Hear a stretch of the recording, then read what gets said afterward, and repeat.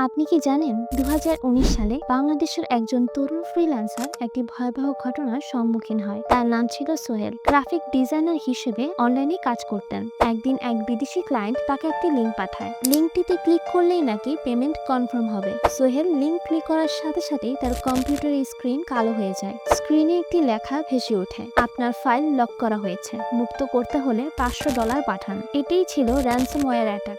সোহেল তার সমস্ত ক্লায়েন্টদের ডেটা হারানোর ভয় পেতে থাকে। সাইবার সিকিউরিটির জ্ঞানের অভাবে প্রথমে সে বুঝতে পারেনি এখন তার কি করা প্রয়োজন। শেষমেশ অনেক ঝামেলার পর বিশেষজ্ঞদের সাহায্যে তিনি তার ডেটার একটি অংশ উদ্ধার করতে পারে। এখন প্রশ্ন হলো, এমন ঘটনা আমাদের সবার সাথেই ঘটতে পারে, কারণ সাইবার অ্যাটাকের ধরন প্রতিদিন উন্নত হচ্ছে।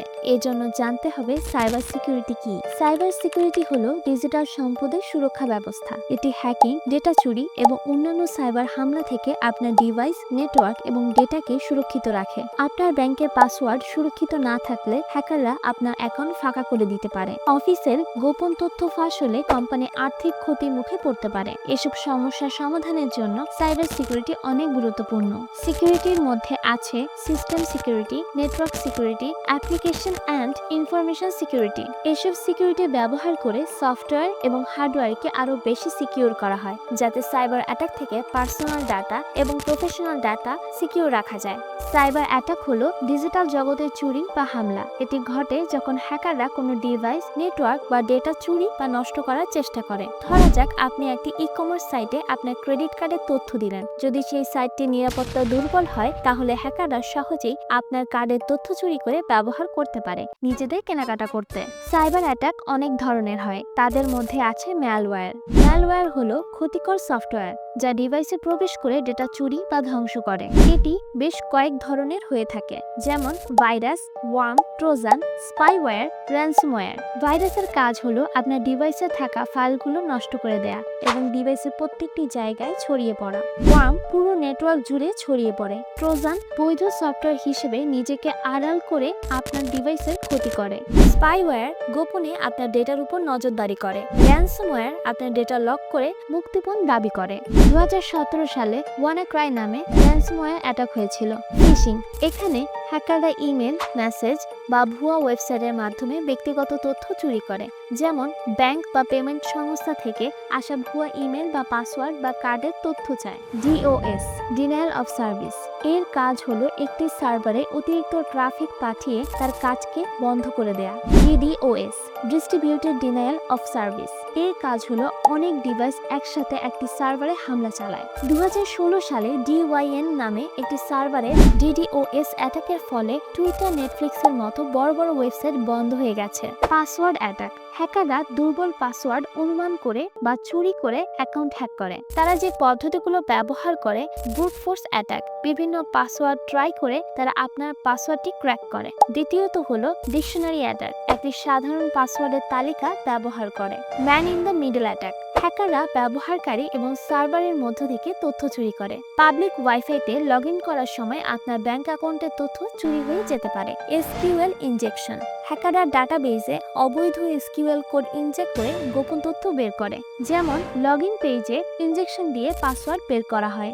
XSS, ক্রস সাইট স্ক্রিপ্টিং, একটি ওয়েবসাইটের মাধ্যমে ম্যালিশিয়াস স্ক্রিপ্ট চালানো হয় যা ব্যবহারকারী ব্রাউজারে ডেটা চুরি করতে পারে, যেমন সোশ্যাল মিডিয়া সাইটে ক্ষতিকর লিঙ্ক শেয়ার করে তথ্য চুরি।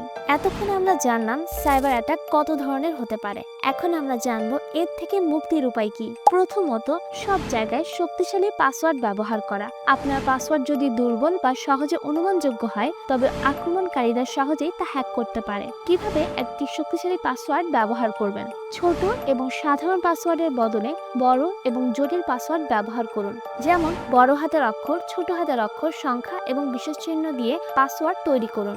একাধিক অ্যাকাউন্টের জন্য এক পাসওয়ার্ড ব্যবহার না করে প্রতিটি অ্যাকাউন্টের জন্য আলাদা আলাদা পাসওয়ার্ড তৈরি করুন। পাসওয়ার্ড ম্যানেজার ব্যবহার করুন, যাতে আপনি আপনার পাসওয়ার্ডগুলো নিরাপদে রাখতে পারেন। 2. ফায়ারওয়াল ব্যবহার করুন। ফায়ারওয়াল আপনার কম্পিউটার এবং নেটওয়ার্কে অপ্রত্যাশিত যোগাযোগ এবং আক্রমণের হাত থেকে রক্ষা করে। কিভাবে ফায়ারওয়াল ব্যবহার করবেন? আপনার কম্পিউটার বা রাউটারে ফায়ারওয়াল সক্রিয় রাখুন। ফায়ারওয়াল সেটিংসকে কাস্টমাইজ করুন, যাতে আপনি নির্দিষ্ট ধরনের নেটওয়ার্ক ট্রাফিক ব্লক করতে পারেন। 3. এনক্রিপশন ব্যবহার করা। এনক্রিপশন আপনার ডেটাকে নিরাপদ রাখে, এমনকি যদি তা হ্যাক হয় তবুও এটি অগ্রহণযোগ্য হয়ে থাকে। কিভাবে এনক্রিপশন ব্যবহার করবেন?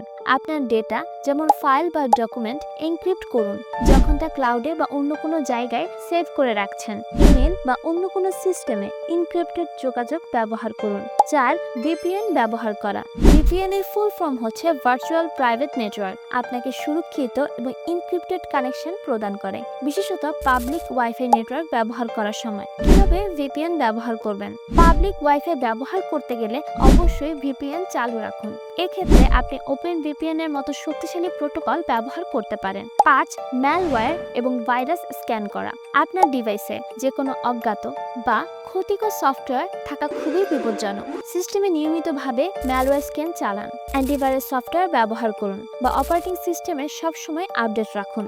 সাইবার অ্যাটাক এখন আমাদের জীবনের সাথে ওতপ্রোতভাবে জড়িয়ে আছে। একটি সাইবার অ্যাটাক কোম্পানিকে কোটি কোটি টাকার ক্ষতিতে ফেলতে পারে এবং ব্যক্তিগত জীবনে মানসিক চাপের কারণ হতে পারে।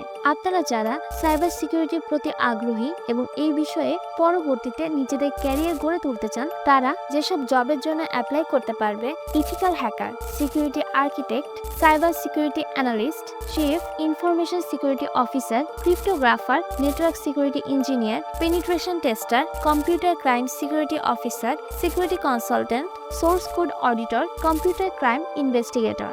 বর্তমান যুগে সার্টিফিকেটের চেয়ে স্কিলের কদর বেশি হলেও এই সেক্টরে সার্টিফিকেটের কিছুটা প্রায়োরিটি আছে। এর জন্য বিশেষ কিছু সার্টিফিকেটের প্রয়োজন পড়ে। এই ব্যাপারে পরবর্তী কোনো ভিডিওতে কথা বলবো। এই ফিল্ডে স্যালারি আপনার অভিজ্ঞতা, স্কিল আর সার্টিফিকেটের উপর ডিপেন্ড করে। ইনিশিয়াল স্যালারি 30,000 থেকে শুরু করে 2-3 লাখ টাকাও হতে পারে। ডিজিটালাইজেশনের কারণে সাইবার সিকিউরিটির চাহিদা বাড়ছে, দিন দিন বাড়বে। আপনাদের যদি ভিডিওটি ভালো লেগে থাকে তাহলে অবশ্যই লাইক করুন আর কমেন্টে লিখে জানান পরবর্তীতে আর কোন বিষয়ে আপনারা ভিডিও চান। ভিডিওটি আপনার পরিচিতদের সাথে শেয়ার করুন যাতে তারাও নিজেদেরকে সাইবার ক্রাইমের হাত থেকে বাঁচাতে পারে। পরিশেষে আপনাদের এই চ্যানেলটি সাবস্ক্রাইব করে রাখুন যাতে এমন লাইফ সেভিং ভিডিও আরও পেতে পারেন। Thank you so much for watching this video. দেখা হবে পরবর্তী কোনো ভিডিওতে।